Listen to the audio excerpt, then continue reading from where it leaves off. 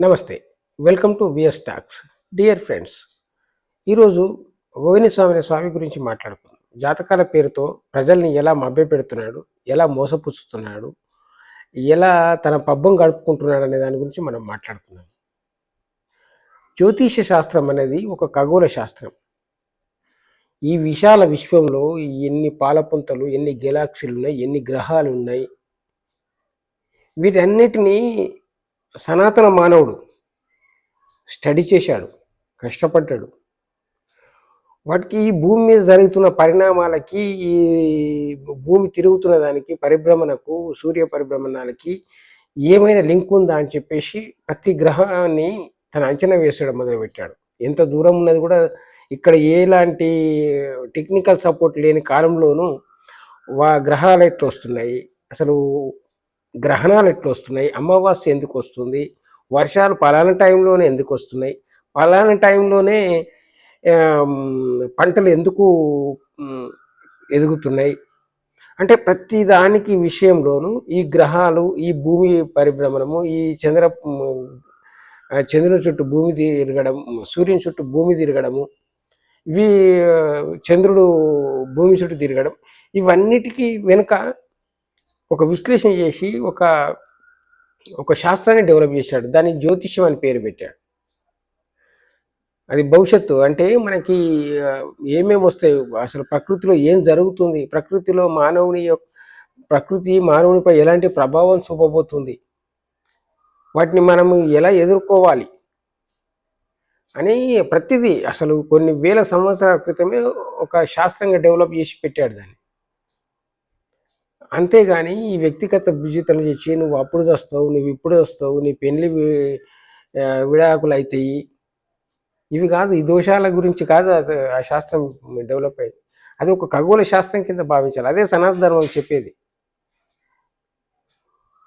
ఇక ఈయన వచ్చేసి ఇప్పుడు ఈరోజు కొత్త వీడియో ఒకటి పెట్టాడు. నాగ చైతన్యక దులిపాలకి ఎంగేజ్మెంట్ జరిగింది 8/8/1924 రోజున 9:42 ఈ జాతక రీత్యా ఒక బోర్డు పెట్టి ఇక పాఠాలు మనకి. సెలబ్రిటీలు వాళ్ళ మనుషులు, వాళ్ళకు ఒక వ్యక్తిగత జీవితం ఉంటుంది. వాళ్ళకి వ్యక్తిగతాన్ని నువ్వు ఎలా బహిర్గతపరుస్తావు? వాళ్ళ జాతక చక్రాన్ని నువ్వు పబ్లిక్లో చెప్పి పాఠాలు ఎలా చెప్తావు? తప్పు కదా. నువ్వు ఒకవేళ నీకు అందులో పట్టు ఉంటే, నీకు ప్రతిభా పాఠవాలు ఉంటే నిన్ను అడిగిన వాళ్ళకి చెప్పు, వాళ్ళకు పరిష్కార మార్గాలు ఏదన్నా ఉంటే సజెస్ట్ చేయి. అంతే తప్ప వ్యక్తిగత జీవితంలోకి వెళ్ళిపోయి వాళ్ళకి ఇది అవుతుంది, అది అవుతుంది అని చెప్పేసి నీ పబ్బం గడుపుకోవడం కాదు. యూట్యూబ్లో పెట్టగానే 1,00,000 వ్యూస్ వచ్చాయి, 10,000 లైక్లు వచ్చాయి అనేది కాదు కదా. నువ్వు వామాచారం పద్ధతులు ఫాలోగా నీ ఇష్టం, నీ వ్యక్తిగతం నువ్వు వేదన చెయ్యి, కానీ ఇంకొకరి వ్యక్తిగత జీవితంలోకి నువ్వు ఎందుకు ఇంటర్ఫియర్ అవుతున్నావు? ఇది సూటిగా పరువు నష్టం దావా నీ మీద డైరెక్ట్ వేయచ్చు. కాకపోతే ఇప్పుడు వాళ్ళు ఏం చేస్తున్నారంటే, ఇది మేము ఎనుగులము, ఆ కుక్క అరుస్తూ పోతుంది, ఆ అరిచే కుక్క మీద మేమెందుకు కేసులు వేయాలి అని వాళ్ళు అనుకుంటున్నారు. దీని మీద పబ్లిక్లో ఒక న్యూసెన్స్ క్రియేట్ అవుతుంది. ఈయన దీన్ని వాడుకోవడానికి రేపు అదొకటి నిజంగా మళ్ళీ ఏదైనా అయితే కథంగా నేను చెప్పింది చూసినరా ఉంటే రెండే ఛాన్సులు, కలిసి ఉండడమో విడిపోవడం అనేది. ఆ రెండిట్లో ఒకటి చెప్తున్నాడు, అయిపోయింది. ఇప్పుడు ఆయనకు పిల్లలు గారని, ఆయనకు సంతాన యోగమే లేదని, IVF ప్రకారం అయితే నేను బాధ్యుని కాదు అని శాస్త్రం చెప్తే ఎట్లా చెప్పాలి? అసలు కాడు అంటే కాడు, అవును అంటే అవును కదా. మళ్ళీ దాని ప్రకారం అయితే ఏమో, ఎలక్షన్లు ముందొస్తే ఏమో, వెనకొస్తే ఏమో, ఇది ఎట్లా ఉంటుంది?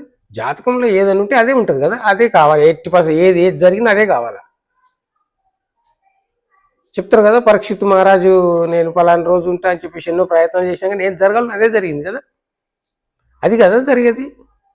మరి నువ్వు ఎట్లా కొన్ని జరుగుతాయి అయితే ఏమో, ఈయన పలానా ఫస్ట్ చంద్రబాబు నాయుడు ఓడిపోతుంది, గెలవడు అని అన్న.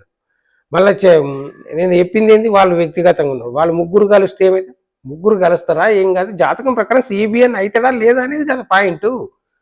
ఏది జరిగేది అనేది కాలం నిర్ణయం ముందే నిర్ణయించి ఉంటుంది, ఆ నిర్ణయం ప్రకారమే జరుగుతుంది కదా జ్యోతిష్యం చెప్పేది. మరి నువ్వు ఎట్లా చెప్తావు?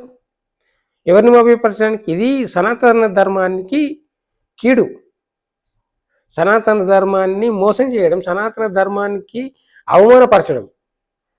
ఇది హిందూ సంఘాలు కూడా ఇలాంటి వ్యక్తులను బేరు చేయొద్దు, దాడి చేయాలి. ఇప్పుడు ఏదో మనల్ని ఏదో వేరే పరాయి మతస్థుడు ఏదో అన్నాడని కాదు, పరాయి మతస్థుడు అన్నాడు అంటే ఒక లైట్ తీసుకోవచ్చు, కానీ వితిన్ ది మతంలోనే, వితిన్ ది ధర్మంలోనే ధర్మానికి మోసం చేసేటోడు ఉంటే వీడిని కదా, ఇంటి దొంగను కదా ఫస్ట్ పట్టుకోవాలి. ఒకటి మోరల్గా తను చేసేది కరెక్ట్ కాదు, చట్ట ప్రకారం తను చేసేది కరెక్ట్ కాదు. ఇప్పుడు వీళ్ళు చట్ట ప్రకారం చర్యలు తీసుకోవాలంటే నాగ చైతన్యం మాత్రమే తీసుకునే హక్కు, ఆయననేమో పట్టించుకోదు. సరే, హిందూ ధర్మానికి వ్యతిరేకమైన హిందూ ధర్మ సంఘాలను పట్టుకోవాలి మోసం చేస్తామని చెప్పేసి. ఇలాంటి వాళ్ళని ఇలా వదిలితే ఒక సమాజానికి ఒక బ్యాడ్ సిగ్నల్ పంపిన వాళ్ళు అవుతారు. ఒక హిందూ ధర్మానికి ఇది తీవ్రమైన నష్టం. ఇప్పటికైనా హిందూ సంఘాలు అయినా కానీ ఆ నాగ చైతన్య కూడా మీరు పోలీస్ స్టేషన్కి వెళ్ళి కంప్లైంట్ చేయాలి, తప్పదు. కొందరిని అట్లా క్షమించి వదిలిపెడతారు. ఇప్పుడు ప్రభాస్ కూడా చేయవచ్చు, ప్రభాస్ మీద కూడా చాలా అలాంటి పదాలు వాడాడు, అలాంటి మాటలు మాట్లాడాడు, అలాంటి జ్యోతిష్యం చెప్పాడు. ఆ జ్యోతిష్యం అంటాడు, ఆ జ్యోతిష్యాన్ని పూర్తిగా అవమానించేది ఎవర్రా అంటే వేణుస్వామి.